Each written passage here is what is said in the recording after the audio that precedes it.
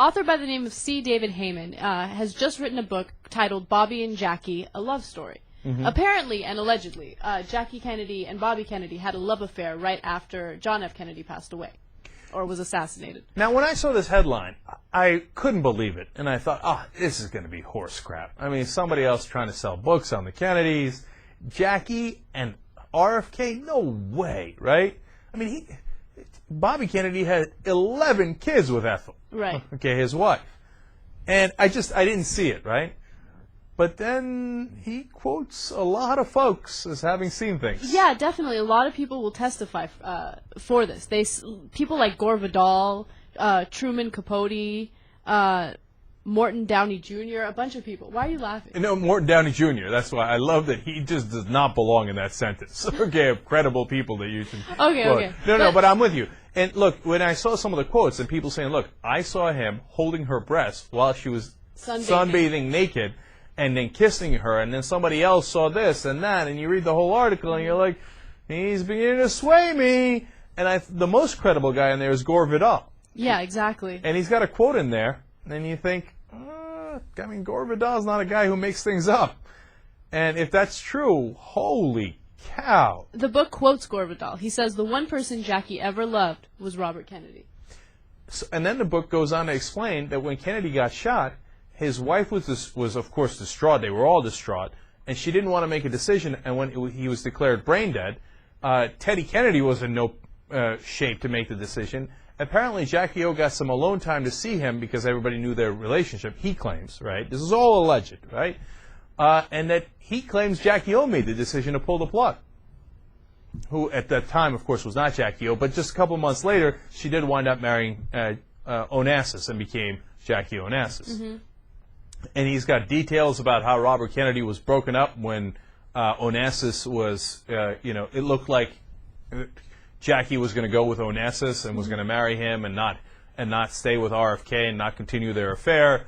At one point, he apparently said, again, take this all with a grain of salt here. He has a quote of RFK saying, "Over my dead body, will she be with Onassis?" He's not saying that necessarily has any implications.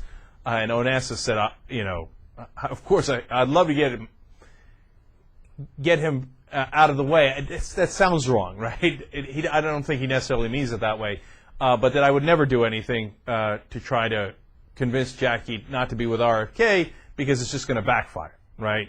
Because then she'll get upset. Like to ruin his chances in the 1968 elections. And what he really means is I could let people know about the RFK affair with Jackie, and that would ruin his chances in 1968, and then hence get him out of the way that way.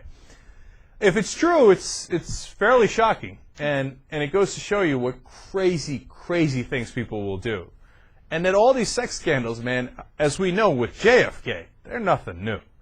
And Bobby Kennedy was fantastic as Attorney General. And now, of course, the affair, if it's true, came later, but it doesn't affect how they can govern. He would have been a fantastic president. And so when we look at Democratic or Republican affairs, yes, you got the hypocrisy on the Republican side, and yes, sometimes with people like Spitzer, you got some law breaking, that's an issue. But overall, affairs don't affect how you govern, man. So let's, including me, be a little less judgmental, because a lot of great men have had affairs, and it hasn't affected the way that they govern. But it is an amazing set of charges, let's put it that way. You with me? I'm with you.